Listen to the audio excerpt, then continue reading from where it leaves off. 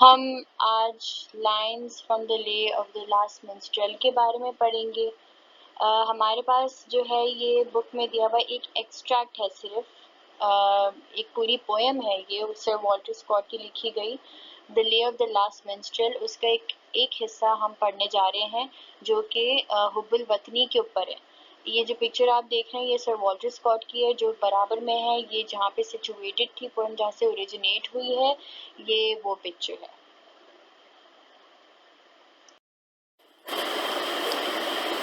Breathes there the man with soul so dead. یعنی کوئی رہتا ہے ایسا شخص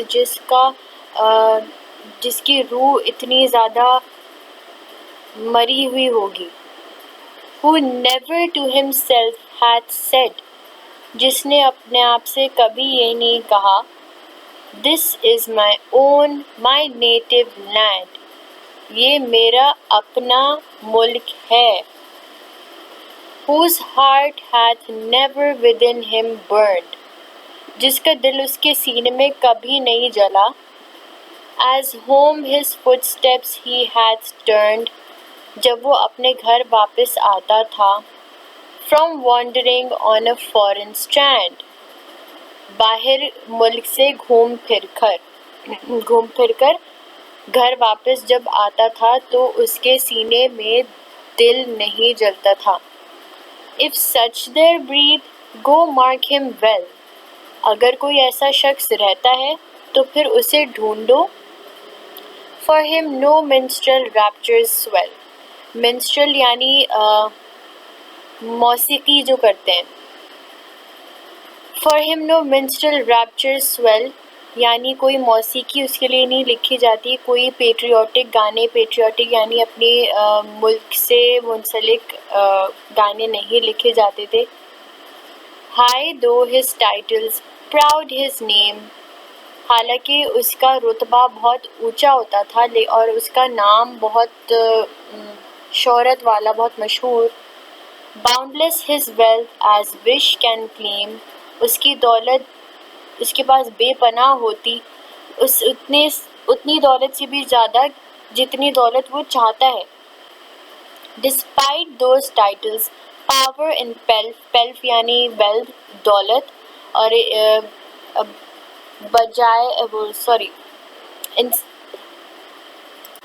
ان سب اس ساری شہرت اور یہ جو طاقت ہے، یہ دولت ہے، سب کے باوجود the wretch concentrated all in self. the wretch یعنی کہ اس بندے کو جس کے بارے میں ابھی بات کی جا رہی ہے، جو ایسا ہے جس کو ڈسکرائب کیا جا رہا ہے، اس کو کہا جا رہا ہے the wretch، یعنی برے وے میں کہا جا رہا ہے کہ وہ بدنصیب ہے. wretch یعنی بدنصیب basically. concentrated all in self یعنی وہ اپنے اوپر ہی concentrate غور کرتا تھا، وہ خود غرض تھا. living shall forfeit fair renown. جینے میں ہی، اس کی زندگی میں ہی اس کی شہرت ساری اس سے چھین لی جائے گی. and doubly dying shall go down. اور 2 بار موت حاصل کر کے وہ نیچے کی طرف زوال آئے گا اس کے اوپر.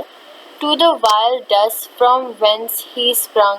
وہ نیچے اس کو اسی مٹی میں دفنا دیا جائے گا جہاں سے وہ پیدا ہوا تھا، جس مٹی سے وہ پیدا ہوا تھا اسی مٹی میں سے واپس دفنا دیا جائے گا.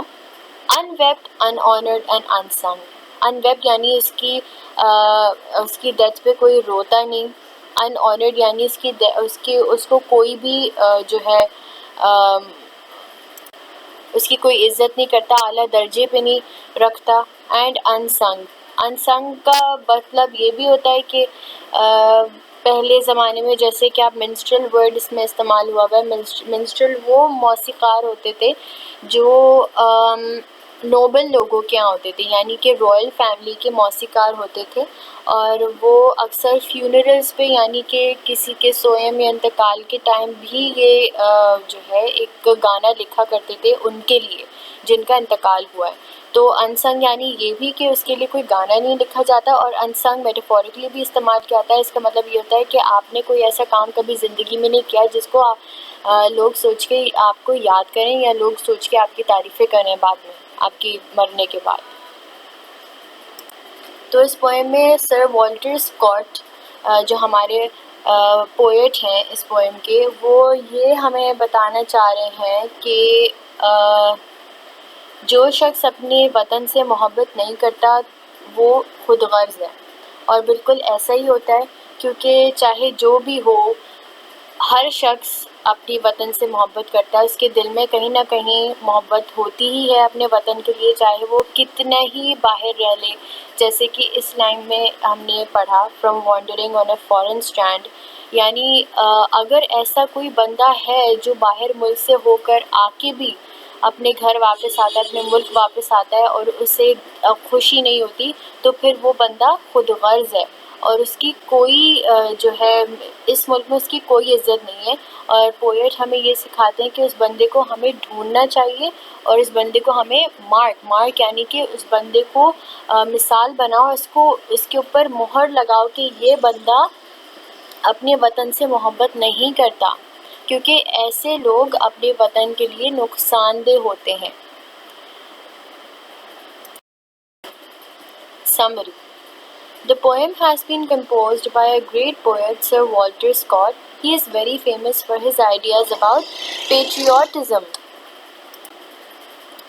سر والٹر اسکاٹ ایک بہت فیمس, بہت مشہور پوئٹ ہیں انگلش لٹریچر کے. وہ زیادہ تر حب الوطنی کے اوپر پوئٹری لکھتے تھے, اور وہ اپنے ان آئیڈیاز کے کو لے کر بھی بہت زیادہ مشہور ہیں, کیونکہ انہوں نے اتنی ساری پوئٹری لکھی ہے ملک سے محبت سے ریلیٹڈ, کہ انہیں اسی وجہ سے کافی شہرت حاصل ہوئی. In this poem, the poet denounces the person who has no love for his active land. اس پوئم میں جو پوئٹ ہے وہ اس بندے کو ڈیناؤنس یعنی کہ اس کو برا کہنا, کہ اس کو برا ظاہر کرتے ہیں, برے انسان ظاہر کرتے ہیں, کہ جو اپنے وطن سے محبت نہ کرتا ہو, اس کی قدر نہ کرتا ہو. A patriot is one who has no love for his native land. So a person who has no love or emotional attachment with his motherland, the poet calls him a dull fellow. A patriot ایک word ہم نے استعمال کیا ہے اس شخص کے لیے جو اپنے وطن سے محبت نہیں کرتا. A patriot ورڈ استعمال کیا جاتا ہے, تو یہ ان کے بارے میں بات کی جا رہی ہے. اور پوئٹ ایسے شخص کو کہتے ہیں کہ جس شخص کو اپنے وطن کے ساتھ کوئی اٹیچمنٹ نہیں ہوتی, کوئی جذباتی لگاؤ نہیں ہوتا اپنے وطن سے, وہ ایک بہت ڈل انسان ہوتا ہے. اس کی زندگی میں کوئی مقصد نہیں ہوتا, وہ اس کی روح مر چکی ہوتی ہے. No singer composes songs in his praise. نہ تو کوئی موسیقار اس کی جو ہے یاد میں کوئی گانے لکھتا ہے. He deserves no sympathy. وہ کوئی ہمدردی نہیں کے قابل نہیں ہے. He may be very rich, he may hold the highest post, he may be very powerful, but in spite of all this wealth, nobody will respect him. یہ بہت امپورٹنٹ بات ہے, کیونکہ کئی ایسے لوگ ہوتے ہیں جن کے پاس دولت, شہرت, ہر چیز ہوتی ہے, رتبہ, ہر چیز ہوتی ہے, لیکن اپنے وطن سے محبت نہیں کرتے, تو ان کے پاس عزت نہیں ہوتی. تو چونکہ عزت سب سے زیادہ ضروری چیز ہے, تو پوئٹ ہمیں یہی سکھاتے ہیں کہ یعنی پیٹریٹ کے پاس عزت نہیں ہوتی, وہ بس اپنی شہرت سے غرض کرتا ہے اور اپنے دولت سے غرض کرتا ہے, اسے اور کوئی غرض نہیں ہوتا, وہ خود غرض ہوتا ہے.